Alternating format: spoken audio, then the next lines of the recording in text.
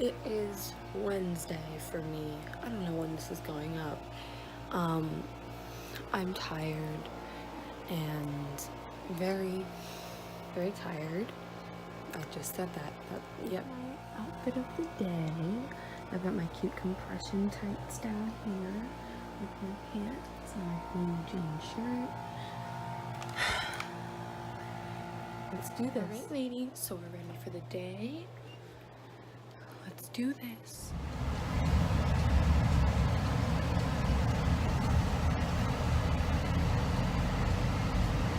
Alright, so I'm home now. New baby. I'm home now. I'm about to start my homework. This is day one. Coffee-less since being limited by my doctor.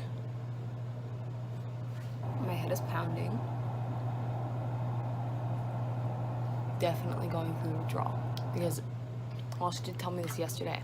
At the time I had already had coffee, so like, what am I gonna do?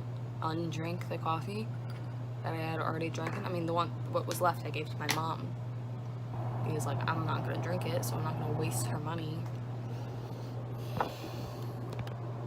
But yeah, so right now we're about to try and do some homework, some projects I have to get done. I have to finish my math. But yeah, stressful day as always. I go to my physical therapist tomorrow, and I get off crutches, and I get to take my very lovely compression stockings off forever, never to be ever worn again. So that's fun. That's good news. Other than that, that's all I have. I'm sorry I didn't really update you in school today. I was just not feeling it, you know.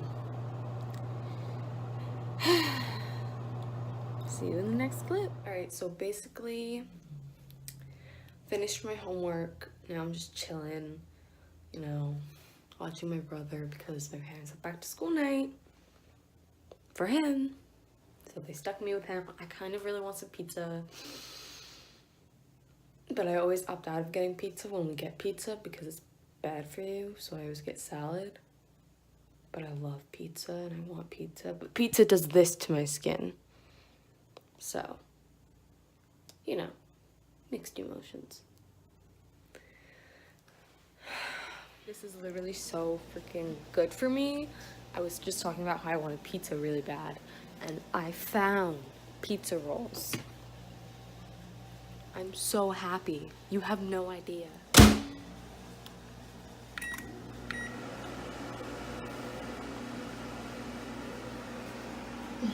Yes, look at these bad bitches. Look at them. They look delicious. I'm gonna eat all of them. So you know that thing people do when they like eat pizza rolls? It's like a meme on the interwebs. And they like take a bite and then they're like, oh. Yeah, that's actually me. But I'm not gonna do it for you guys, so.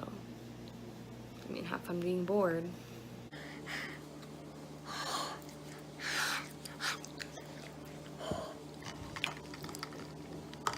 That was so good. I need to go again.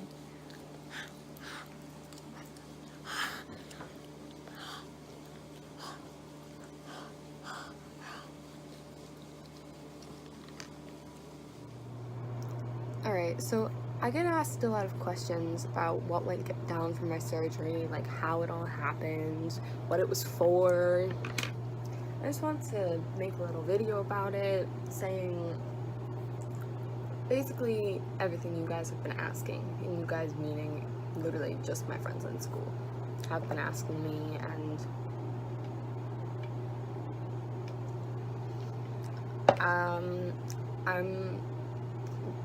I was dancing, I felt a pop in my hip, my left hip, and it hurt really bad, and I went to the doctor and they told me to rest, so I did, but it didn't feel any better, so I got an MRI. And what that MRI showed was that I had a labral tear, which isn't like a traumatic, dangerous, awful thing. It's quite common in actually like people in their 30s and up who aren't really that active, but were in their childhood. So I had one that was pinching and causing a lot of pain for me. So originally the first doctor I had gone to was a complete, just so inconsistent, and really I did not have a good experience with him. But I went through all of the stages that you need prior to surgery for your insurance to cover it with him, and it was just rest, crutches, more rest, pills, shots, and none of it worked. None of it made the pain go away. So of course, logically, my mom and we had a discussion, and we decided that I needed the surgery. That yes, I was young and it was new and might do something wrong or whatever, and it might go wrong, but that risk is with every surgery that you get when you're young, and when you're old too, you can die. So I mean, you can die when you're young, but surgery isn't an easy thing. So we go to the doctor and we're like, hey, we want to schedule the surgery, but he refuses to do it. Absolutely refuses, says he will not do it. So my mom and I are done with him. We stopped going to him. We talked to one of my dance teachers who actually had the same problem, went to a fantastic doctor, recommended him to us. We call, we get an appointment. Literally within the first 10-15 minutes of the appointment, he knew that I was going to need the surgery, and he agreed to do it. But first he had to see my MRI results, because he had to make sure there was nothing going on that would prevent surgery, and he also needs to see my medical records. So that was after I had gotten an x-ray, which showed that I had a genetic difference. It's where your hip socket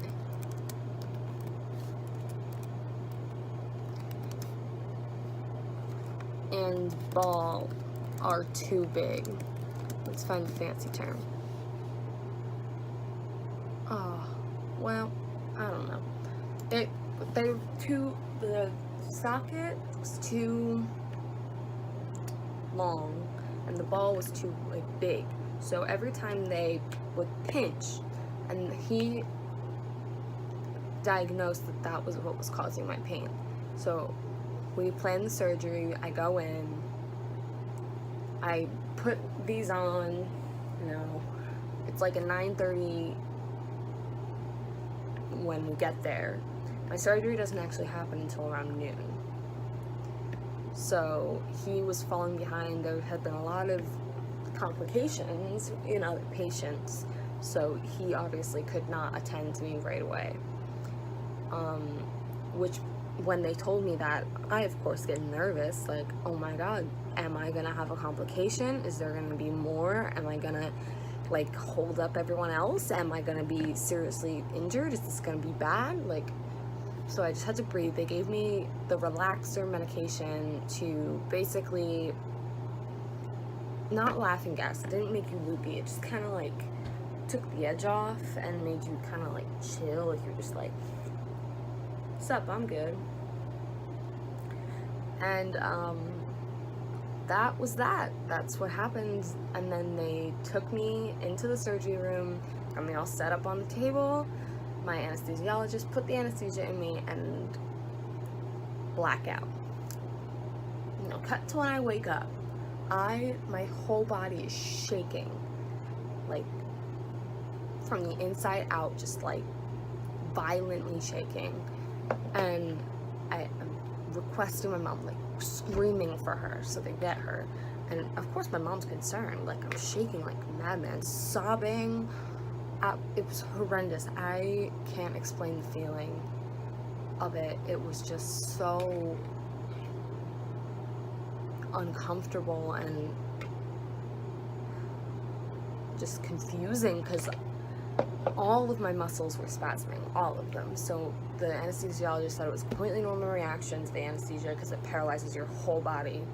So when muscles come out of paralyzation, like, they're like really like, wow, okay. So basically he gave me a medication through the IV to stop the spasms, which helped a lot, and I calmed down. And we stay in the hospital for a little bit. I talked to the doctor. I'm really out of it. Like, this is all from my mother's recollection. And we come home. I'm not allowed to rotate my foot. Okay, so I'm sorry. I should put like graphic content. But if my foot, I'm gonna use my hands. So if my feet are out straight like this, my feet cannot do that. Like, I can't roll out. Or else, like, that'll ruin the incisions and the surgery that they just performed. So I can't roll out. So I have to use this boot, soft boot, and pillow setup. So you put the soft boot on, right, and it's around your foot, and you use either an ace bandage or like tape, medical tape, to tape this big pillow so your foot can't roll out. And I have to sleep with this machine. I'm still going through all of the processes, but I am able to walk now. Just around the house. I haven't been cleared to walk in school yet. That comes Friday. But technically they say I'm allowed to ditch the crutches tomorrow after school, and the compressions after school. And then I just have to continue with physiotherapy, continue with my checkups, continue taking my medications until they're out. And they said I should be good to go. I think I'm also getting my stitches out on Friday. But yeah, that's basically what happened. There was no anesthesia awareness. I didn't wake up during my surgery. It was just really painful to move when I finally could. Like, when they were moving me to my car, when I got in my car, everything was painful. If there was a bigger word for painful, excruciating. It was excruciating. I couldn't function properly, and it didn't help that I was still like, I'm under meds, but I couldn't express how I was feeling, so I couldn't get the help I needed.